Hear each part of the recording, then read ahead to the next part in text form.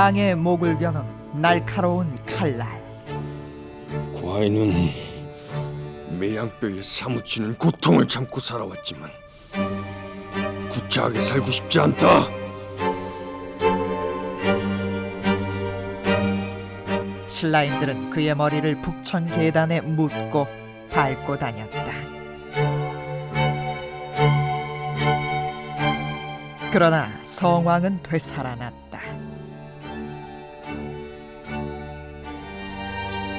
바다 건너 일본에서 성왕은 세상을 구원하는 비불로 되살아났다.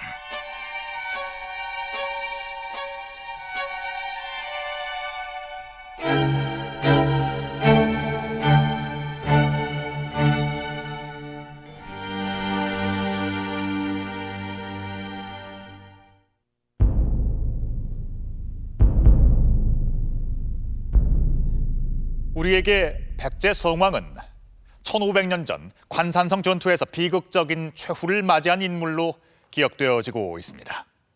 그런데 역사 저편으로 사라진 줄로만 알았던 성왕의 자취가 우리나라가 아닌 바다 건너 일본에 더욱 생생하게 남아있다는 사실 알고 계셨습니까?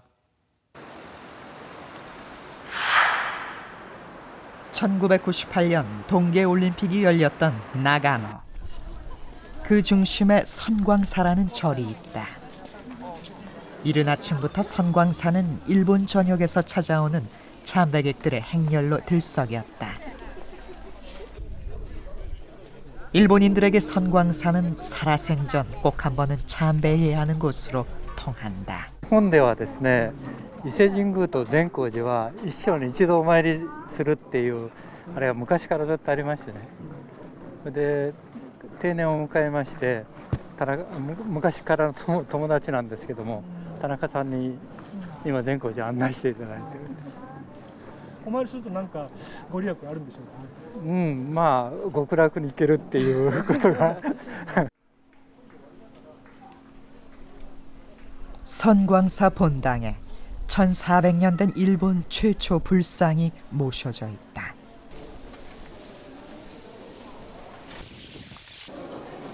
본당 안으로 이어진 참배객들의 긴 행렬.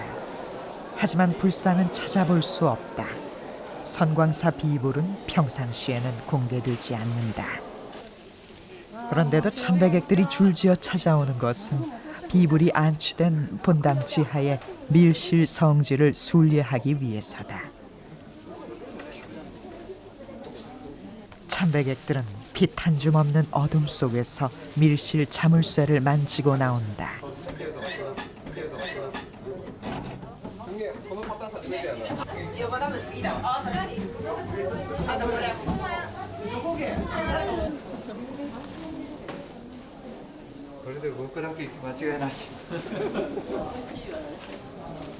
비불이란 본래 일반인들에게 공개되지 않는 불상이다. これはただいま秘仏になっておりまして、私ども善光寺の僧侶を絶対に見ることができない、それほど大切な仏様なんですが、ただし7年に一度ご開帳と申しまして、皆様に拝んでいただいております。 비불이 가장 최근에 공개된 지난 2003년.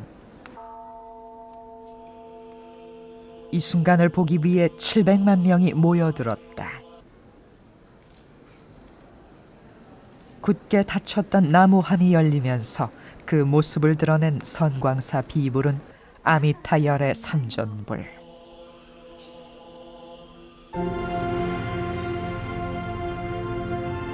양옆에 보살을 거느리고 서 있는 이 아미타열의 불이 1470여 년 동안 선광사에서 전해온 것으로 알려진 일본 최초의 불상이다.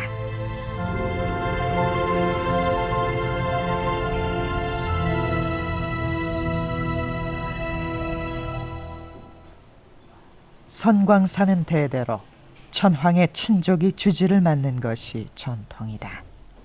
6世紀の半ばおっしゃいました清明王から日本の大和朝廷に対して献上された仏様でございまして、最初はこの仏様をお祭りするかどうかということで大変に崇仏派と廃仏派の争いがございまして、 그들은 취재진을 선광사의 한 방으로 안내했다.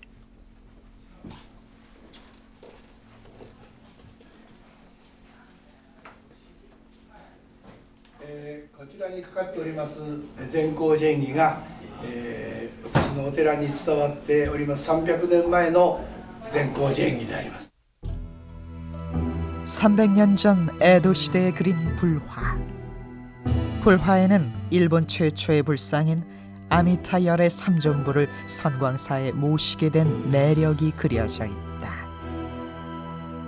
インドの国の学会長者が生まれ変わって百済の清明王に生まれ変わられた。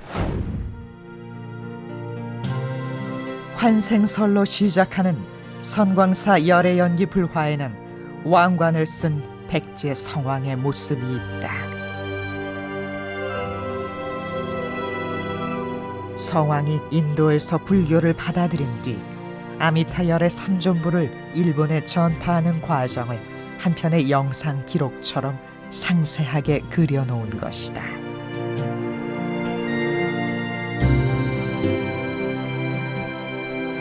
水明王は今度、船を作って如来様を日本へお送りをしていく、これがお別れをしていく姿ですね。 선광사의 아미타열에는 정말로 백제 성왕이 보낸 것일까? 일본의 불교 왕조 역사서인 부상약기 내용이다. 백제 성왕이 일본의 아미타열애보를 보냈고 선광사에 모셨다고 나와 있다.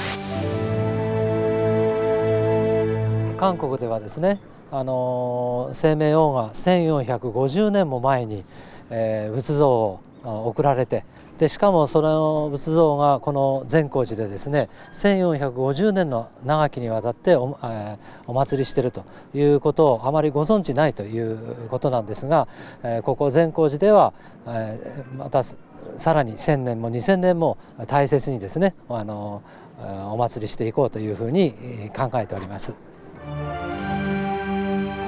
일본의 선광사 아미타열애불은 1500년 전 백제 성왕의 숨결이 깃든 불상이었다. 현존하고 있는 백제 불상 가운데 가장 오래된 불상이 일본 선광사에 건너가 있는 셈인데요. 그렇다면 성왕은 왜 그 같은 불상을 일본에 보냈던 것일까요?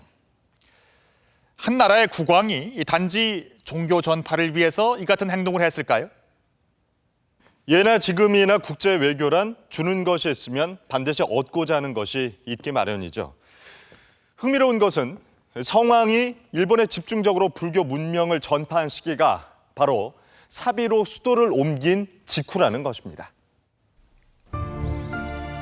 성왕은 백제의 두 번째 수도 웅진에서 나고 자라 왕위에 올랐다. 일본 서기는 성왕이 지리에 능통한 것으로 전한다.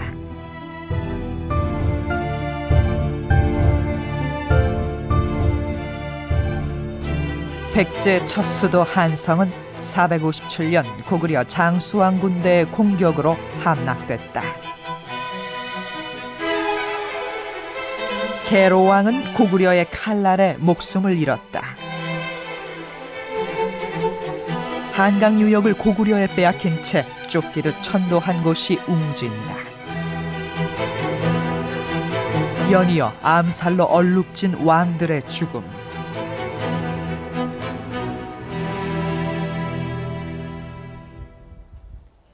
백제 왕들에게 웅진은 왕실의 권위가 갈기갈기 찢어진 상처의 땅이자 절치부심의 땅이었다. 성왕은 웅진 시대의 5번째 왕이다. 성왕에게 무령왕의 무덤은 아버지의 못다 이룬 꿈을 반드시 이루겠다는 다짐을 되새기는 곳이었다.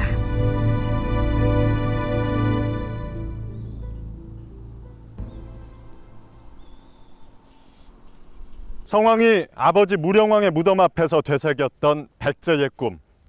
그래서 더욱 비장할 수밖에 없었던 그 꿈은 무령왕이 중국 양나라에 국서를 보내 당당하게 선언했던 10글자에 잘 드러나 있습니다. 누파구려 백제 갱위강국. 고구려를 격파하고 백제가 다시 강국이 되는 것. 그것이 바로 아버지 무령왕이 일생 동안 가슴에 품고 살았던 꿈이자 성왕에게 남긴 유산이었습니다. 아버지 무령왕의 일생은 고구려에 빼앗긴 한강을 되찾기 위한 치열한 전쟁이었다. 고구려와 싸워서 이길 정도로 백제의 힘을 키웠지만 고토 회복의 꿈은 이루지 못한 채 아버지는 눈을 감았다.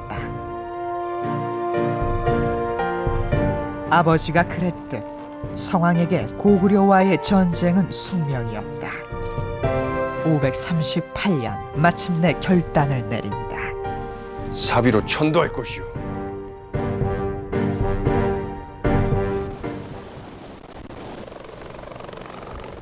왜 사비였을까?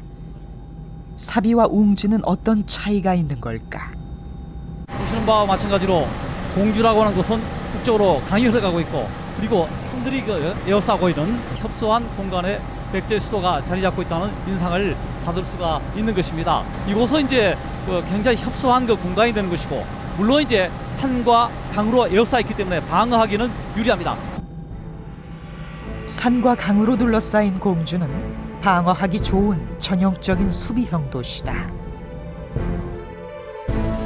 그러나 택리지에 공주는 한나라의 수도로 삼기에 작고 협소한 지역으로 나와 있다. 반면 사비는 탁 트인 평야지대다. 공주와는 달리 이제 부여는 상당히 넓다, 광활하다는 느낌을 이제 주고 있습니다.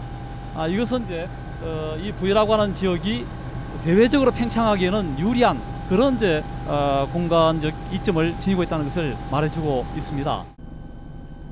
사비는 사방으로 뻗어나가는데 유리한 공격형 도시다. 사비를 끼고 흐르는 백마강은 사비 천도의 목적을 단적으로 대변한다.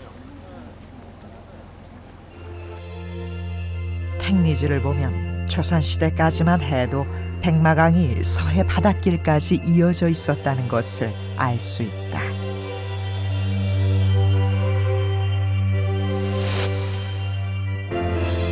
성왕은 이 백마강을 이용해서 중국 대륙, 그리고 일본 열도, 고구려, 나아가서는 이제 동남아시아 일대까지 진출할 수 있는 그러한 천혜의 어떤 강줄기를 확보했다, 이렇게 이제 볼 수가 있겠습니다.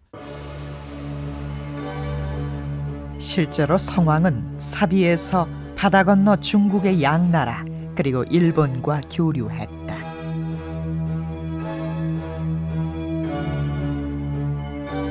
성왕이 사비로 천도한 목표는 분명했다. 사비성 한가운데 있었던 정림사탑이 바라보는 방향은 정확히 북쪽이다.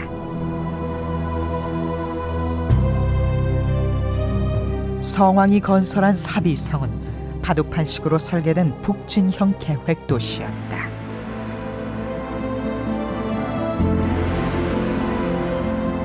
사비천도 직후 성왕은 그의 웅대한 꿈을 밝힌다. 국호를 남부여로 바꾸겠소. 나라 이름을 남부여로 바꾼 것이다. 백제와 고구려 두 나라는 모두 부여에서 기원을 갖고 있습니다.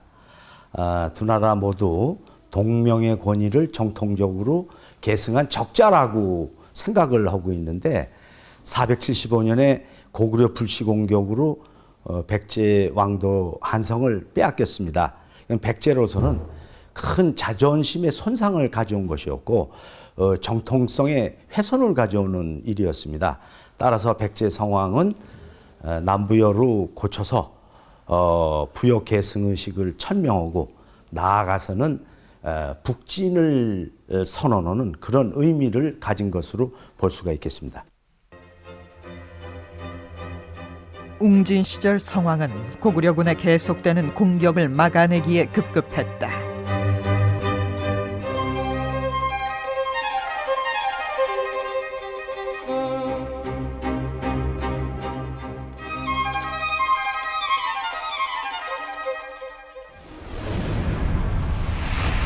그러나 사비로 수도를 옮긴 뒤 전투 양상은 완전히 달라진다.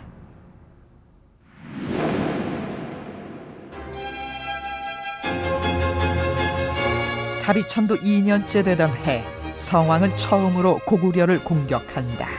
사비천도를 하고 540년 바로 직후에 우산성에서 전투가 벌어지는데, 이 전투는 백제 성왕이 주도를 해서 고구려를 공격을 한 사건입니다.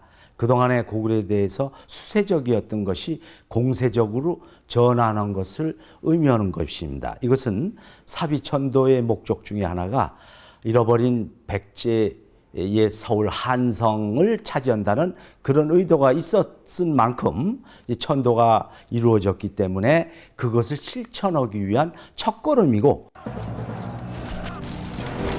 고구려에 대한 첫 반격. 하지만 고구려는 여전히 막강한 상대였다.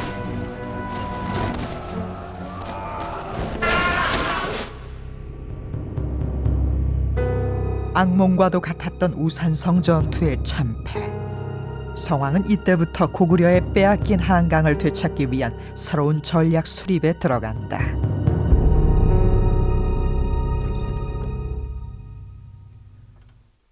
고구려와의 일전을 위해 단행한 사비천도. 하지만 고구려는 백제의 힘만으로 상대하기엔 여전히 버거운 존재였습니다. 성왕은 새로운 전략이 필요했습니다. 이때 성왕이 주목한 곳이 바로 바다 건너 일본입니다. 일본의 과거와 현재가 공존하는 나라현은 아스카 문명의 산실이다. 아스카 공원의 넓은 구릉지대에 75톤이 넘는 바위돌로 만든 이시부타이 고분이 있다. 무덤의 봉분이 모두 벗겨지면서 밝혀진 일본에서 가장 큰 돌무덤이다. もともとは土がかぶってたと思うんですけども、それが全部なくなって今こういう石だけになってますけどね。 그런데 관이 안장된 무덤방을 보면 전형적인 백제 양식인 굴식 돌방이다. 일본 학계에선 이 거대한 무덤의 주인을 6세기 사실상 일본을 지배한 소가노 우마코라는 귀족으로 보고 있다. この場所は6世紀後半の日本の政治の中心地である飛鳥を眼下に見下ろす場所ですね。でこの飛鳥の周りには当時の和の王族の宮廷であるとか、それからお墓であるとか、そういうものが周りにあるわけです。だからそれを眼下に見下ろすこの場所に馬子の墓が作られたということは、もうこの場所を見ただけでその当時の蘇我氏が持っていた絶大な権力というものが分かります。 그렇다면 일본의 최고 실력자였던 소가노는 무슨 이유로 백제 무덤에 묻힌 걸까? 蘇我氏は百済の牧師が日本のですね蘇我というところに定着して、そして日本の当時の政権の中で財政力をはじめいろいろ力を発揮しながらですね活躍をしていったこういうふうに理解できるわけです。 소가노 우마코가 일본의 막강한 실력자로 성장할 수 있었던 배경에는 성왕의 지원이 있었다. 성왕이 일본에 처음으로 불상을 보냈을 때 외조정은 불교 수용 문제를 둘러싼 설전이 벌어졌다. 반대파의 거센 항의에도 불구하고 일본 천황은 소가노의 주장대로 불상을 받아들인다. 소가노 우마코는 자신의 집에 성왕이 보낸 아미타 열애부를 모시고 절로 삼았다.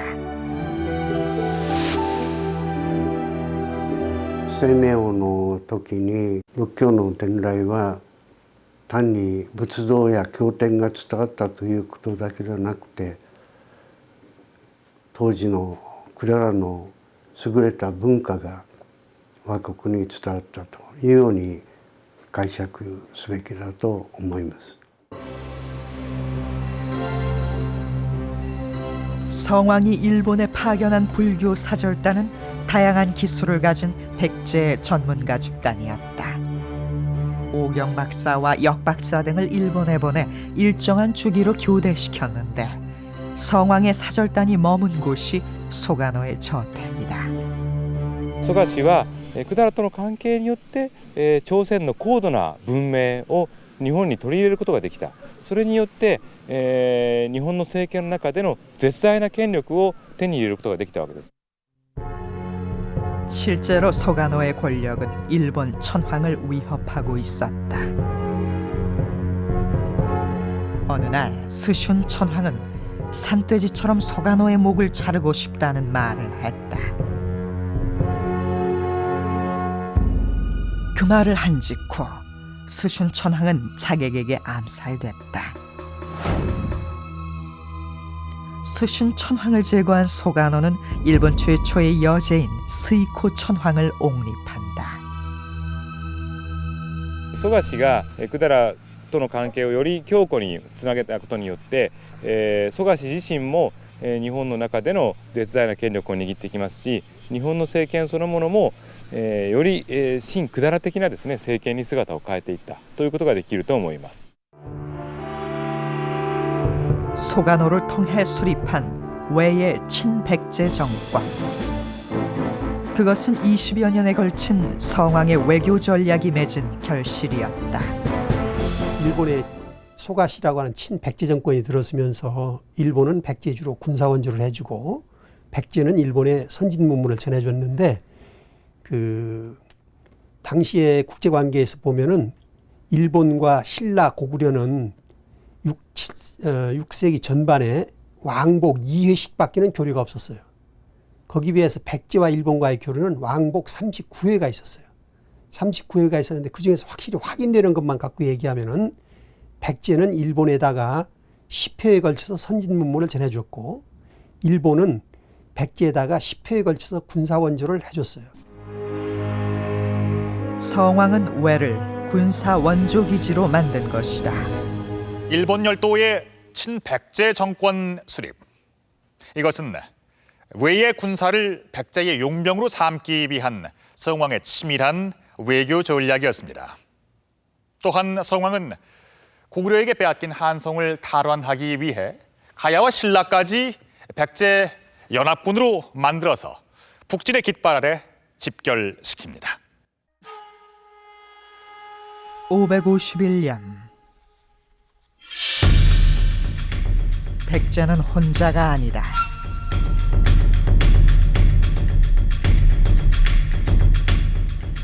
신라,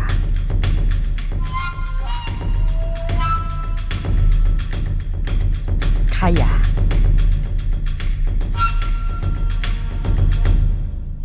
그리고 외의 군사들이 백제연합군의 깃발 아래 합류했다.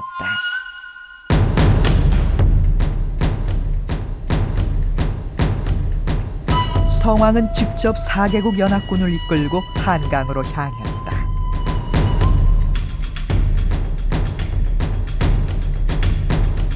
(551년에) 그 한강 고토 수복 작전은 과거 한반도에서 일어난 어떤 전쟁과는 다른 특이한 면이 있습니다.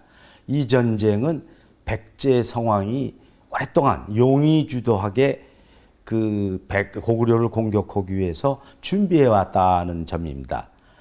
기존의 그 신라와의 관계뿐만 아니라 또 가야라든가 일본 열도의 외까지도 연합전선에 끌어들여 갖고 일종의 그 네 나라가 연합을 해서 고구려를 공격하는 이런 형태를 보이기 때문에 이것은 일종의 그 동아시아의 전쟁사에서 국제전의 성격을 띤 종종과는 다른 아주 특이한 전쟁의 양상으로 이렇게 풀이할 수 있겠습니다.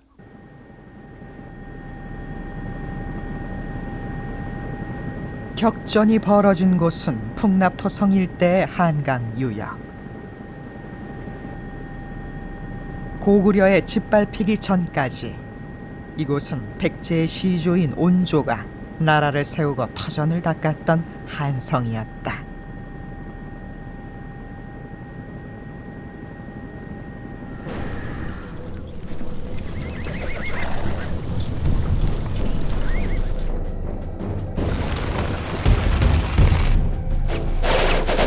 성왕이 지휘하는 백제 연합군의 선제 공격으로 전투는 시작됐다.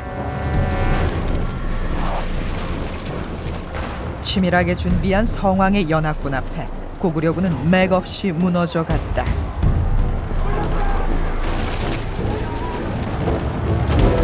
성왕의 승리였다. 성왕은 마침내 고구려에 빼앗겼던 한성을 되찾는다.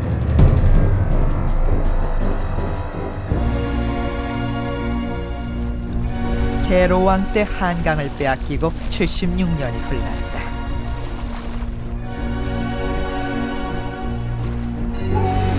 성왕은 백제의 옛 수도를 되찾았다.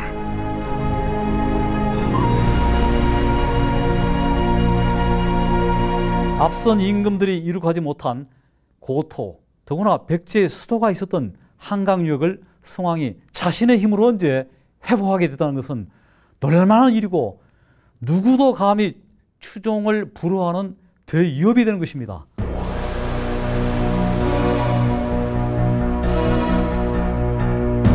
하지만 성왕은 한강 탈환에서 멈추지 않았다.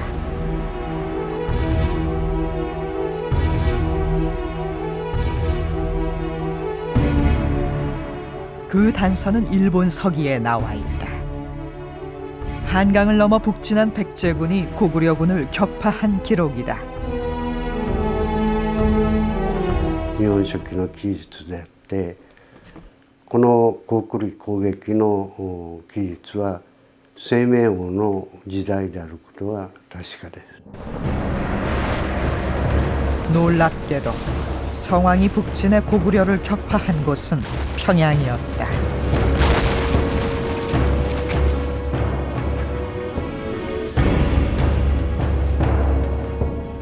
일본 서기에 나와 있는 평양 격파 기록은 아주 구체적이다. 치열한 격전 끝에 성왕의 백제 연합군이 평양을 함락시키자 고구려 왕은 궁궐 담장을 넘어 도망갔다. 성왕이 백제 연합군을 이끌고 평양의 고구려 군까지 점령한 것이다.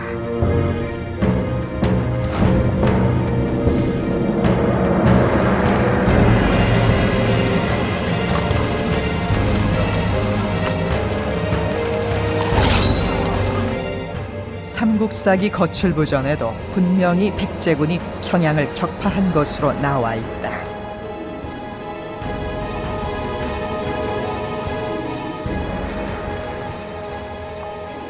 한강을 넘어 평양 공격. 오랜 세월 절치부심 북진을 준비한 성왕의 원대한 꿈이 이루어진 것이다. 평양 공격에 함께한 연합군은 일본에서 파견한 왜군이었다.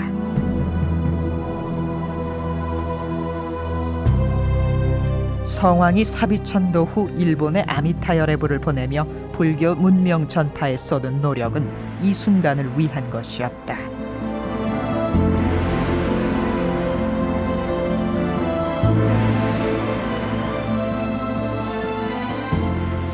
이곳 풍납토성은 바로 백제의 첫 번째 수도였던 한성입니다.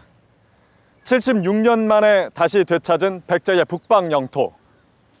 성왕은 과연 어떤 심정이었을까요? 하지만 벅찬 기쁨도 잠시. 백제는 2년 만에 다시 한강 유역을 빼앗깁니다.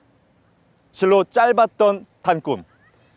그런데 성왕의 꿈을 깨버린 것은 고구려가 아니었습니다.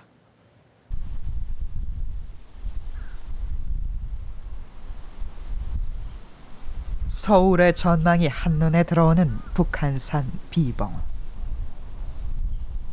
비봉 정상에 비석 하나가 우뚝 서 있다. 신라 진흥왕이 세운 북한산 순수비가 있었던 자리임을 알리는 표지석이다.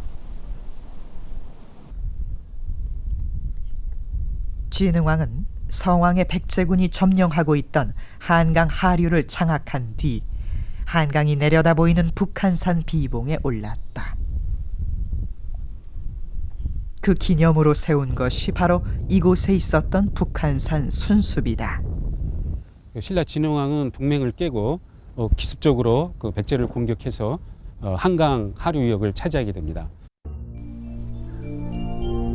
신라가 백제 성왕과 맺은 동맹을 깨고 한강 하류 지역을 기습적으로 차지한 것은 553년. 성왕이 한강을 넘어 북진할 때부터 그 징조가 나타났다. 군사를 합하여 고구려를 계속 공격합시다. 나라가 흥하고 망함은 하늘에 달려 있으니 만약 하늘이 고구려를 미워하지 않는다면 내 어찌 감히 고구려의 멸망을 바라겠소. 진흥왕은 백제연합군에서 빠졌다. 그리고 진흥왕은 밀사를 파견해 고구려에 그 사실을 알린다.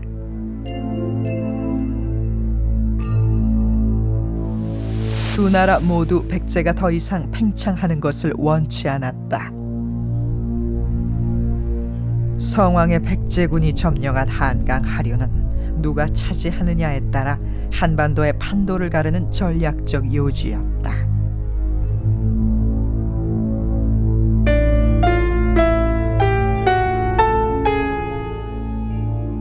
성왕의 막강한 힘의 위협을 느낀 신라와 고구려는 동맹을 선언한다.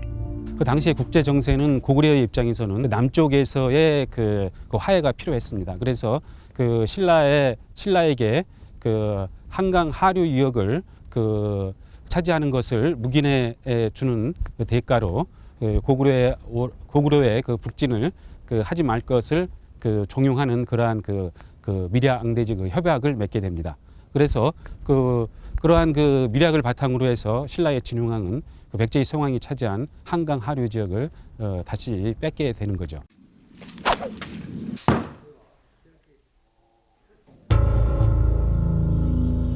참기 힘든 지옥이었다.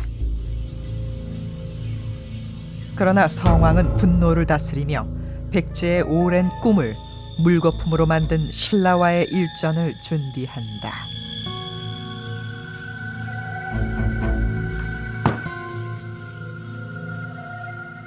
먼저 성왕은 딸을 진흥왕에게 시집 보낸다.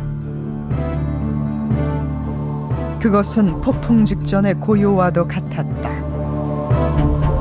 그런 다음 외에 국서를 보낸다.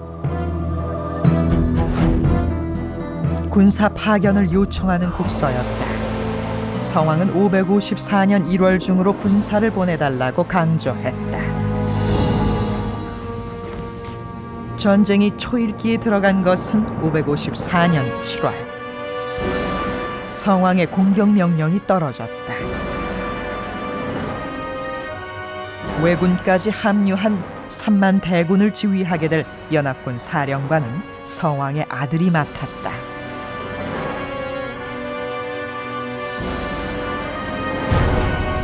그런데 백제 연합군이 출격한 곳은 한강이 아닌 관산성이다. 왜 관산성을 선택한 걸까? 관산성이 자리한 옥천은 지금도 교통의 요지다. 당시 관산성은 경주로 가는 관문이었다. 성왕의 최종 공격 목표가 신라의 심장이었다는 뜻이다. 백제 성왕이 관산성에서 전투를 벌였다는 것은 기존의 신라와의 싸움에서 보여준 국지전이 아니라 이것은 나아가서 신라 왕도인 금성을 공격을 해서 신라 국가를 멸하려는 그런 의도를 가진 국가 간의 대규모 전쟁이라고 볼 수가 있겠습니다. 백제 연합군의 관산성 공격은 성공적이었다. 3만 대군 앞에 신라군은 무너졌다. 백제는 순식간에 관산성 일대를 장악한다.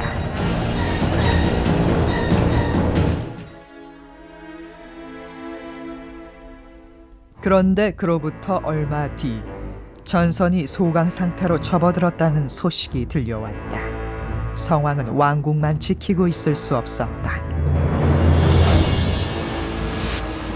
그 무렵 신라의 전군에 출동 명령이 내려졌다. 성왕이 직접 출동한다는 첩보를 입수한 신라가 나라 안의 모든 군사를 동원한 것이다. 신라의 첩자에게 성왕의 움직임은 노출되어 있었다.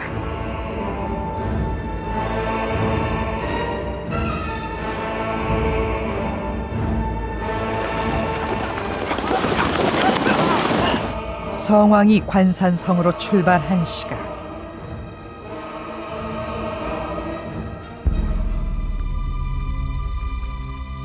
신라 군도 관산성 길목으로 모여들었다.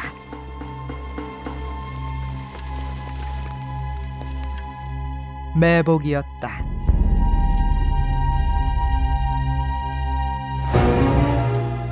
일본 서기가 전하는 백제 성왕의 최후는 이렇게 다가왔다. 삼가 백제왕의 목을 베기를 청합니다. 우리 신라의 법에는 맹세한 것을 어기면 비록 국왕이라 하더라도 노비의 손에 죽는 것이 법입니다.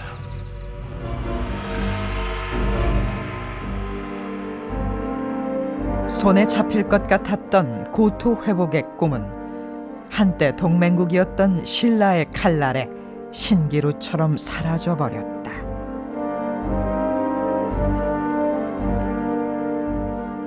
과인은 매양뼈에 사무치는 고통을 참고 살아왔지만 구차하게 살고 싶지 않다.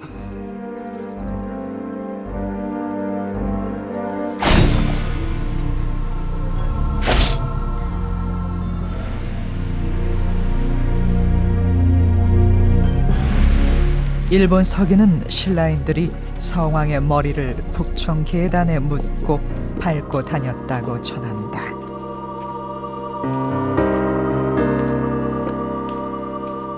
성왕은 이제 나라 사람들이 존경했고 또 천문지리에 신묘하게 통달했다라고 했을 정도로 거의 신적인 인물로 이제 사람들이 바라봤던 그런 존재가 되는 것입니다. 그러한 성왕을 죽이긴 했지만 그러나 죽은 다음에 이제 그 성왕의 역할, 바로 성왕의 영적인 힘을 두려워했기 때문에 북청이라고 하는 관청의 계단 밑에 묻어둬가지고 성왕의 머리를 밟고 다니면서 성왕의 영적인 힘이 바깥으로 발산하는 것을 의식적으로 막으려고 했다고 볼 수 있습니다. 그것은 이제 신라인들이 성왕을 얼마나 두려워했는가라고 하는 것을 이제 역설적으로 반증한다, 이렇게 볼 수 있습니다.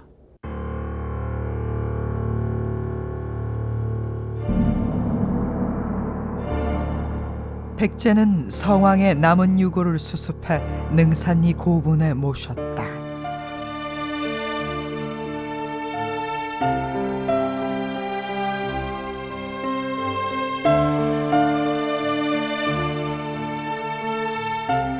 성왕의 전사 소식에 일본 열도는 슬픔에 빠졌다.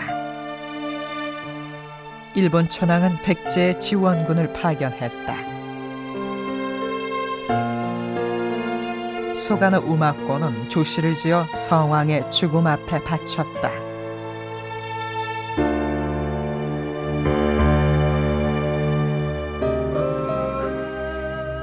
어찌 이렇게 뜻밖의 서거하셔서 흘러간 물과 같이 돌아오지 않으시고 무덤에서 쉬시리라고 생각했겠습니까? 어찌하여 이렇게 마음이 아프고 슬픔이 혹독합니까? 그 누가 슬퍼하지 않고 애도하지 않을 수 있겠습니까? 그 누군들 마음이 찢어지지 않겠습니까?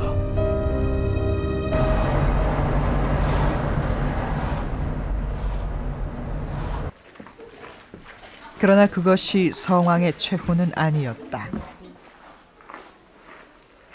특별한 비부를 모시고 있는 법융사 몽전.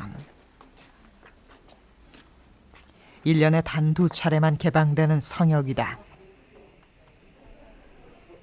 관광객들이 몽전의 창살 문으로 기웃거리지만 불상은 보이지 않는다. 다른 불상과 달리 비부를 모신 몽전의 거대한 불상함은 굳게 잠겨져 있다.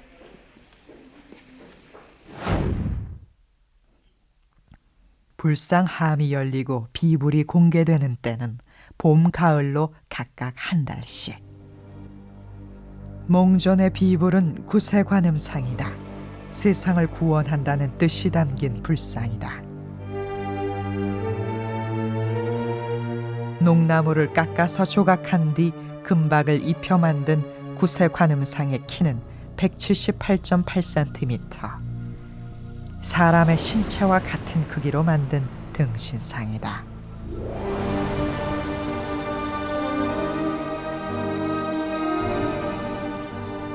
화려한 보관 아래로 흘러내린 긴 머리카락. 다른 부처상에서는 찾아볼 수 없는 모습이다.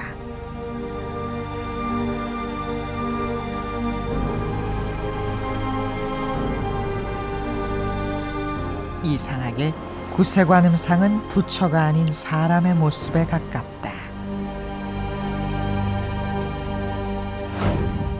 예, 이 보살상은 우선 얼굴이 아주 깁니다. 얼굴이 길고 코가 아주 강조되고 입이 강조되어 있죠. 그리고 요 코수염이 위에 수염이 있는데 이런 특징은 사람에 매우 가까운 사람의 모습을 많이 표출해내고 있다고 말할 수 있습니다. 게다가 구세관음상이 쓰고 있는 화려한 보관은 왕관을 연상케 한다. 다른 보살상하고 비교해서 이 보관은 대단히 크고 화려하고 정교합니다. 거기에 옥을 하나하나 붙여서 그리고 이게 지금 사람이 걸으면 이 보관이 흔들려서 옥이 이렇게 흔들릴 정도로 그런 투각문으로 이런 보관을 했는데 이 보관의 크기라든지 화려 섬세함을 놓고 볼 때는 다른 불보살하고는 판이하게 다른 그런 보관을 갖고 있고 이 보관은 사실 거의 왕관에 가까운 그러한 보관이라고 봐도 거의 틀림이 없습니다. 법융사의 600년 된 기록인 성애초. 놀랍게도 구세관음상은 백제 위덕왕이 성왕을 그리며 만든 불상이었다.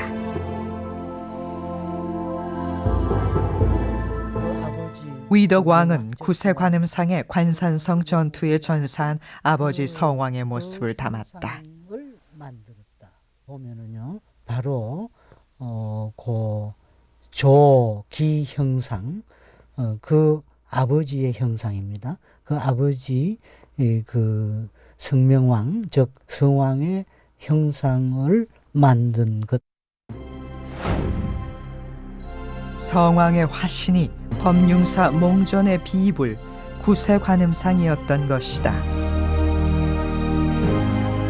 결과적으로 이 상은 성왕과 구세관음이 오버랩되어 있는 것이고, 그러니까 그것은 결국 그 성왕의 얼굴 모습이 투영되어 있다고 말할 수 있는 거죠. 그렇다면 성왕은 우리 고대사 인물 가운데 상상이 아닌 고증을 통해 그 모습을 확인할 수 있는 유일한 왕이다.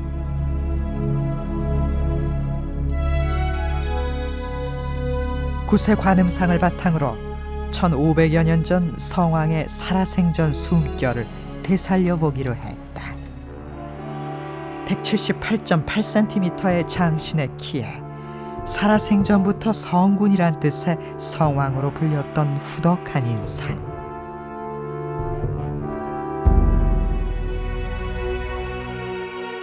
백제왕으로 세상을 구원하는 구세관음상으로 1500여 년의 시간을 이어온 존재.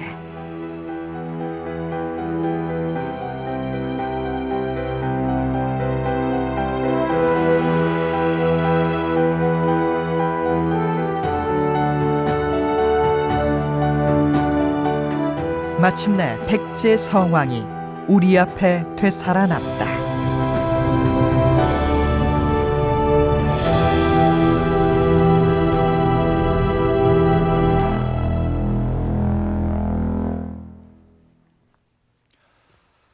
자, 어떻습니까? 1500년 전 백제의 숨결이 느껴지십니까? 그동안 많은 고대사의 인물을 만나보았지만 이처럼 살아생전의 모습 그대로 되살려낼 수 있는 고대의 인물은 백제 성왕이 유일합니다. 백제사의 상처와 굴욕을 극복하고 잃어버린 백제의 옛 영광을 되찾기 위해 성왕은 바다 건너 외를 상대로 치밀한 문명 외교를 펼쳤습니다. 이러한 성왕의 일생은 한 사람의 꿈이 결코 죽음으로 끝나지 않는다는 것을 보여주고 있습니다. 반드시 이루고자 하는 꿈이 있었기에 성왕은 죽어서도 바다 건너 일본에서 세상을 구원하는 비불로 되살아날 수 있었던 것이 아닐까요?